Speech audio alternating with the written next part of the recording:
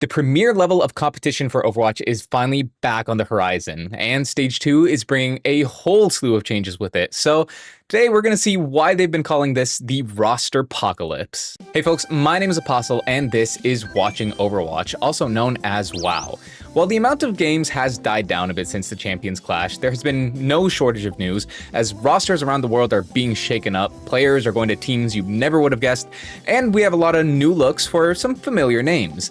Now, full disclosure, news is getting released super quick, so by the time you actually get around to watching this, it might even be out of date, might have missed some stuff, but hopefully this video will capture the most important parts for you to know. But yeah, let's just jump right into things, starting things off with the roster moves coming in from Korea. In one of the most exciting signings, we have Team Falcons with the announcement that they have officially signed Merit and someone to their roster. This is a move that was thrown around a bit there in Stage 1, but due to certain circumstances, it ended up falling through. But now those have all been dealt with and these guys are finally here. Obviously, this is huge for Falcons, especially someone being able to be there and play that main tank is going to be really, really crucial for them. Merit, while he's exciting to have, and obviously he was a package deal with someone, it is going to be interesting to see how he slots in there, given that you have Proper and Stalker, both inarguably top 4 DPS players.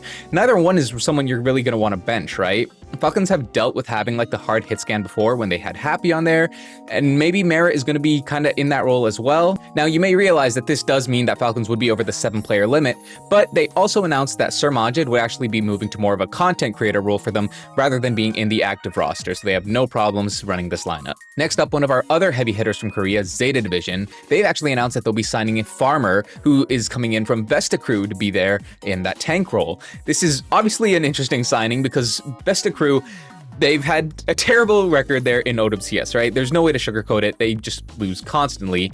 But Zeta Division, they see something in this guy. They're going to be picking him up, and, you know, with him and Bernard, hopefully we should see a solid tank role. Maybe he's just like, you know, a diamond in the rough, and we'll see a lot of development coming in from him, so that is exciting. Arguably even more of a head scratcher though, Zeta also announced that Alpha E will officially be transitioning to play that main support role. Obviously with Violet being gone, we had to question what they were going to do to kind of cover that hole in the roster. And it turns out they're just going to kind of do some role swapping here. Now, this isn't the first time that Alpha E played support for Zeta, but, you know, it is a complete role swap for him, right? He's been a really solid DPS player for them for the longest time, and it'll be interesting to see how the team manages to kind of work around this new scenario. But because he is such a talented player, there's a good chance that he'll have no problem kind of adapting and learning this new role.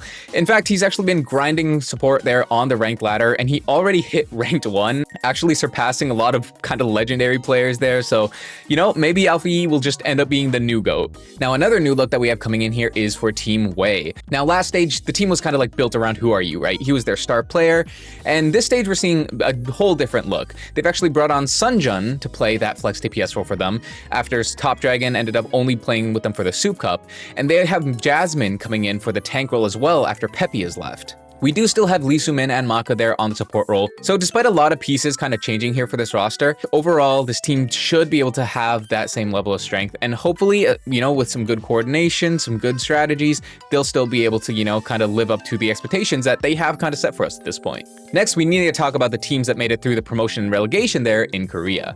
So first, let's talk about Alt-Tab, or as they're now known, Onside Gaming. Alt-Tab did end up making it through the open qualifiers, is the team that we saw have a pretty good upset there over New Era and Soup Cup, but now they will be playing under the title of Onside as they've just completely picked up that roster. For anyone who doesn't remember, this is the team with Attack, Kilo, Ado, Achieve, and Opener. Obviously, a lot of very well-known names here.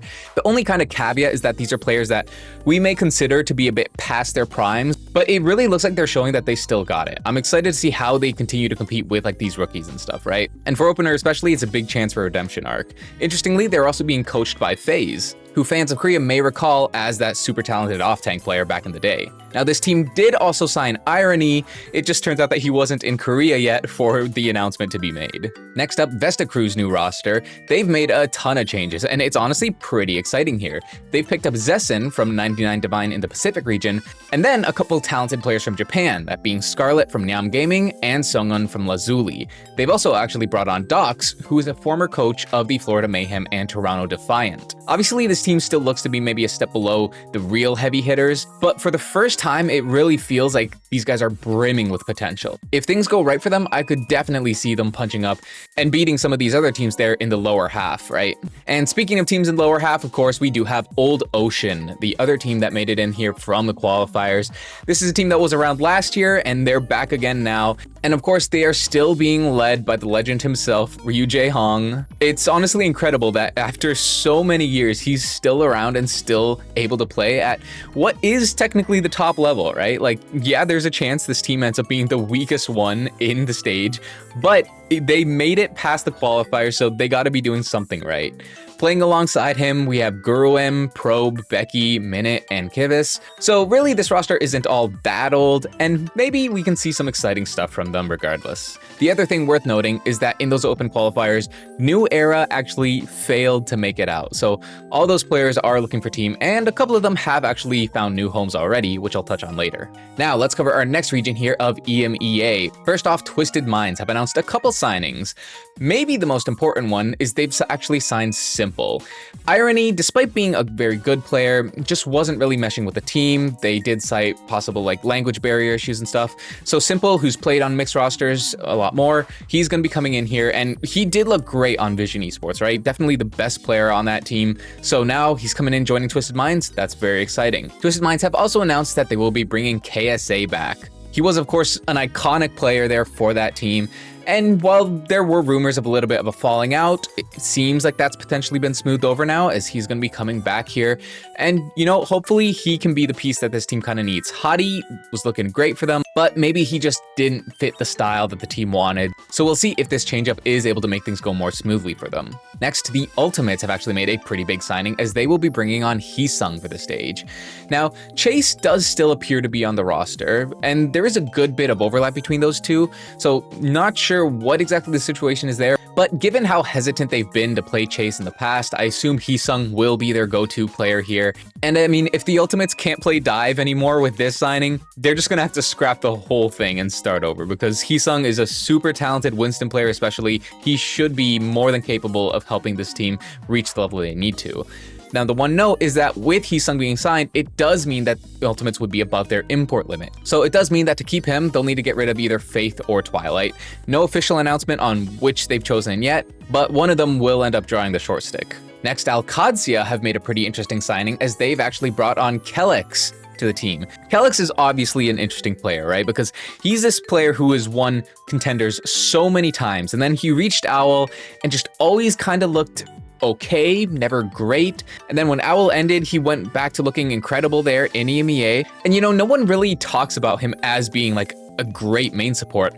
But the fact is, he always finds a way to put up good to great results for his team, right? So overall, this should be a positive signing for them. Next, everyone's favorite French team, Team Peps, has announced the signing of 2 players as they'll be bringing on Cookie and Tread to their roster. Cookie is a name that I'm sure we're all familiar with at this point. He's been in OWCS, he's been in Face It Masters, and he's looked great in pretty much every roster he's been on, right? He's a very good hit scan. He's definitely A tier. The only thing is, it still remains to be seen if he can really compete with that S tier, the best of the best. But, he's continued to develop and grow. Maybe this is his stage.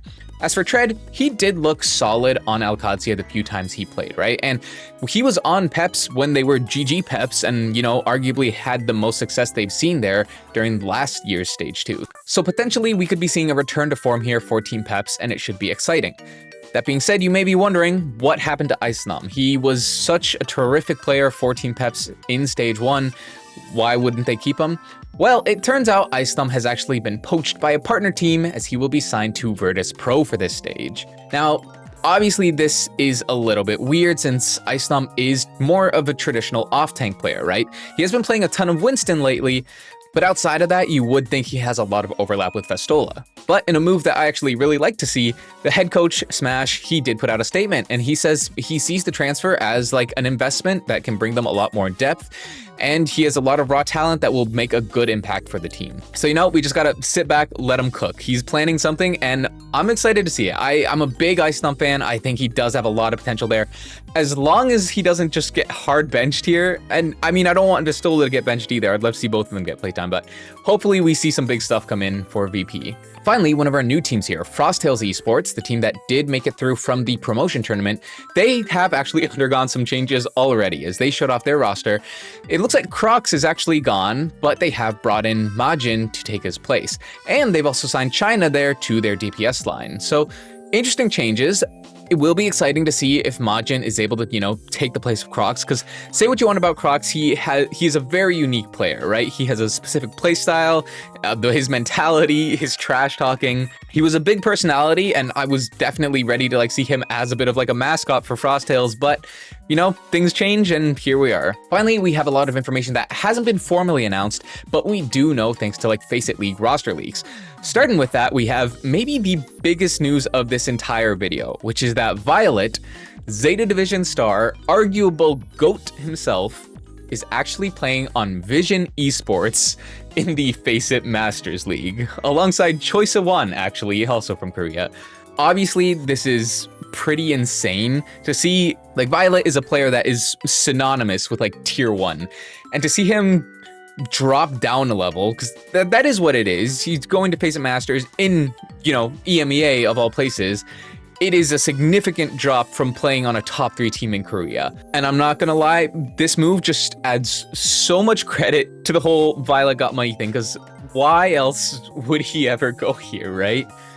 Either way, Vision there in Face It Masters is looking insane with, Choice of One and Violet in particular. Definitely expect to see them dominate Face It Masters. Though I will say, if they lose a single match, he will never live it down. And I'm going to go so far to say as he's going to lose GOAT status in my eyes, okay? You cannot be a GOAT and lose in Face It Masters matches there in EMEA. You just can't do that. Violet, your legacy is on the line here. Now, the other rumor we have is what we were actually talking about earlier. Remember how Crocs has left Frosttails? It looks like he is actually now on Reds Esports, looking at this Face It roster. We can see that they also have Zoro, who is formerly from Sakura, and King from Rad Esports. That same King from North America. He's now coming in here to EMEA as well. He is also making an appearance. So it's definitely interesting to, qualify for OWCS Stage 2 and then just willingly drop back down there into Face It Masters, but maybe they're just confident that they can make it right back in, right? So more power to them. Next up, North America. And here, sadly, we do have some bad news from more than a couple teams. First up, Timeless announced that they released their entire roster, which, obviously stings. These guys had a great performance there in Stage 1. They took it to some of the partner teams. They were solidly there in the top 4. Bunch of talented players that hopefully are able to kind of land on their feet. Next, Rad Esports. They have announced that they aren't just releasing their roster, but they are actually departing from competitive Overwatch as a whole. Again, obviously sucks to see, but I do know that Rad has been seeing a good bit of success with Marvel Rivals and stuff, so maybe they're just deciding to invest more into that for the time being. Maybe they'll make a return in the future. Either way, it was fun to have them around. Finally, the one that maybe hurts the most is that Nightmare's Stage 1 roster did end up being released. Now, this was just because their contracts ran out, right? Yeah, they had the best stage they could possibly have. They won the whole thing. They went to the Soup LAN, and then they went to the China LAN. They had a ton of success, but, when you're only on a 1-stage contract, this is what happens, right? And when you have players like this, sometimes re-signing them just isn't feasible. So it is unfortunate, but it is what it is. That being said, these former Nightmare players have been spotted on Face It already. Now, they're not playing under any team yet. Nothing official has been announced, but their roster is there, and they're all still together. With one exception, Zira isn't showing up here anymore, as we actually have Maimon taking his place. Maimon, obviously very good player, does remain to be seen if he's going to be able to reach the level that Zero was at, because that guy leveled up like crazy. Maybe Maimon can do the same though with this environment. Now, fortunately for the fans of Nightmare, they are still around as they did bring together a new roster. And this roster is pretty interesting as it's basically just the pieces of Rad combined with some pieces of Timeless. Rocket and Luke Mino are both back here. Chronic and Lep, Painkiller, they're all here as well. And they've also signed Rhino from O3 Splash. Rhino has been around the scene for a long time, and It's always felt like he never has quite been able to prove himself, but this is the first time in a long while, I think, that he's been on a team where he has the chance to make his potential really show up, right? So if you're going to keep an eye on anyone to really prove themselves, I think Rhino is the guy to look at. Now, for anyone who might have been worried when you saw that Zero wasn't on that roster, he is still around, as it's been announced that Team Liquid has signed him. First and foremost, you just gotta be super happy for Zero, right? He is such an insane success story. He just grinded it out and became better and better every time we saw him, to now being arguably the best flex DPS in North America. And getting signed to Liquid, that's gotta be so huge for them. You know, he's getting that partner team money. Love to see it. If he continues to be as good as he's been here for Liquid, they could be dominant, right? In stage 1, we did see Liquid kind of fall flat in a couple ways, and I don't think it was like just the DPS line or just support line or anything, but, you know, definitely adding a new piece here, giving you something new to work with. I think hopefully that will allow Liquid to perform the level that we were really hoping to see from them. It is worth mentioning that there is still an extra spot there in North America, because Nightmare, the organization, did acquire the spot that was held by the former players of Rad Esports. So that means the spot that was formerly held by Nightmare, the organization, is still up for grabs in that roster that is held by the former Nightmare players. I do think it's pretty unlikely that that insanely talented roster goes unsigned, so we'll have to keep an eye out and see just where they end up finding a home. Next region up, let's talk about Japan. First off, we have some pretty exciting news, as another big org from Japan has actually entered the Overwatch scene, as Team Reject has acquired the players of Vortex Wolf. They've also added Y-Dot from Neom Gaming and Epic from Lazuli. And Reject is genuinely like a pretty big team there in Japan from what I can tell. And they're fielding rosters in Apex, COD, League of Legends, Valorant, basically you name it. Like it's definitely huge for them to join the scene, should bring in a lot of fans, a lot of viewers. So if the Japanese scene wasn't familiar with John Sojourn before, they definitely will be now. Next, we have Lazuli's new roster, and this one has one super cool piece, as they have Muse coming back in for the tank role. Anyone who watched the Overwatch League will probably recognize that name. He was on LA Gladiators for a while, he was on Toronto Defiant. He's back in the scene now after taking a pretty long hiatus. It will definitely have to see if, you know, if he's still got it. But when he was back in Contenders, he really was a great talent. So I'm excited to see if he can still do that. Next, we have Veryl, consistently one of the best teams there in OWCS Japan. They've actually announced that they'll be bringing on Top Dragon. Now, this is completely out of left field, because Top Dragon did initially make a post saying that he was going to be sitting out for stage 2, you know, taking some time to himself. But, you know, sometimes you get an opportunity that you can't say no to. Seems like that was the case here, and I'm super excited to see he's still going to be around. He's one of my favorite players. I think he gets unlucky on teams quite a bit. But, you know, if you watch Avril, you know the hype that comes alongside Top Dragon. And if he has the chance to, you know, continue to show his skills here, I'm all for it. So definitely be keeping an eye on Veryl this stage. They weren't the only team to get a superstar flex DPS though, as Neom Gaming announced their roster, and they've actually acquired Roxy and Dodo from New Era.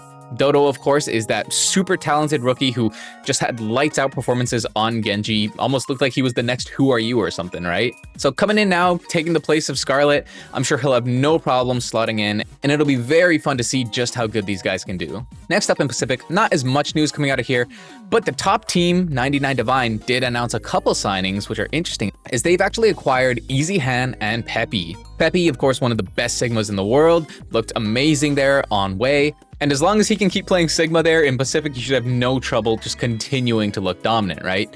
As for Easy Han, it's been a long time since we've seen him on the field.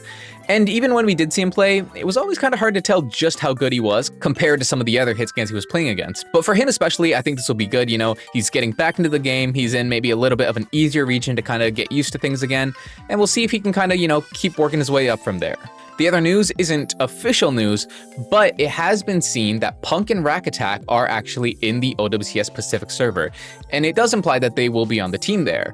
Now, this is just fan speculation at this point, but it is likely that they'll be going to Miku Fan Club in order to fill the spots of Frogger and Romani. Now, it is kind of funny, you're signing a tank and main support who are just the opposite nationalities of your other tank and main support. But, you know, Frogger had his turn to represent Australia there in Pacific. Now Punk gets to carry the flag for a little bit. And as for Rack Attack, I'm just happy he's back on a team, right? He definitely kind of got done dirty by certain circumstances, so he's back in game now. And if nothing else, it'll definitely draw more eyes to Pacific, which hopefully means more support and more resources in the long term. Definitely hype. Finally, some news coming in from OWCS China.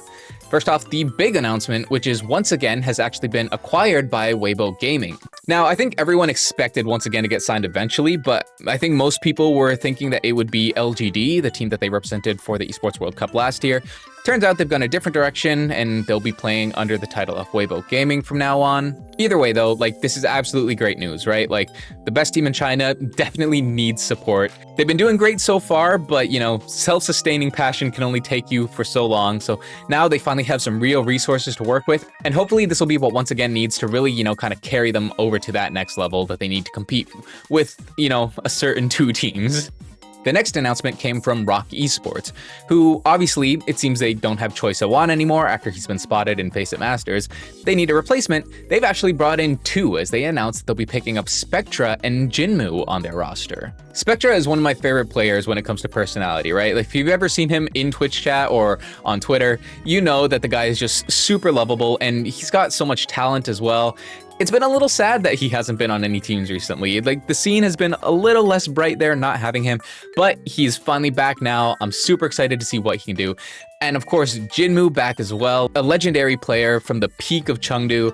Like, super exciting to see him back. And obviously, like, just bringing tons of talent there on the flex DPS role. It'll be great to see how these guys can stack up in the region. But finally, that does wrap up pretty much every roster move that I was able to find at the time of this video being made. So let's talk about what we have coming up next. And of course, obviously, that is Stage 2 of OWCS. That is going to be beginning very soon for pretty much all regions. Korea will be beginning on May 9th. EMEA, NA, and China will be on May 10th, though China is just the qualifiers for now, so not the full event. Japan will be starting on May 12th, and Pacific will begin on May 11th. So definitely not long to go here for any of these regions. We're in the final stretch now before we need to see these teams hit the field, and hopefully they'll all hit the ground running. Of course, we also have the Face It Masters leagues, which will be starting a bit later on May 19th. And with how many good players have actually kind of dropped down into that, it could end up being a pretty insane competition, especially there in EMEA.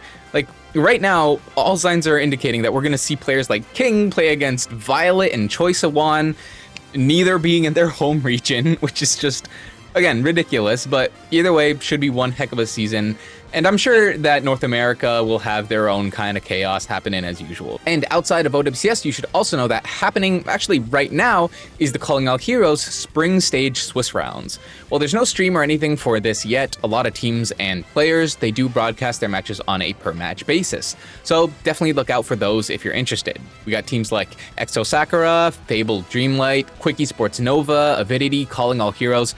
Just a lot of really good-looking teams, a bunch of talented players, and once this Swiss round does qualify and we get to more of the main events, we'll be sure to cover that as well, so just wanted to give you a heads up so you can be ready to expect that. But anyway, that is going to cover everything for today. Definitely a lot of changes coming from Stage 1 into Stage 2. I gotta say though, it does kind of make it feel more like traditional sports, arguably more than Owl did, right? Like, you have all these kinds of nonsense trades, like Violet going to Vision Esports. That might be the closest thing that Overwatch will ever get to the Luka Doncic trade. It's unexpected, it makes no sense, but as long as it provides entertainment value, whatever, we'll roll with it. Of course, links to everything I talked about can be found right down below there in the description. And if you're interested, you can also find a link to my Discord. We can join the community and keep talking about Overwatch Esports all day long. But anyway, yeah, Stage 2 on the horizon, tons of exciting games, tons of exciting matchups. And with the roster changes that we've seen, some matchups that, you know, we may have thought were pretty set in stone could actually end up playing out entirely differently. Going into this stage, it really does feel like these are games where anything could happen. And not gonna lie, that's exciting, and it definitely means you'll want to try and tune in to catch as many of these matches as you can. But if for whatever reason you end up missing the matches or you end up missing some bit of important news, you don't gotta worry, because that's what I'll be here for. Thank you all so much for watching, hope you enjoyed, and take care of yourselves.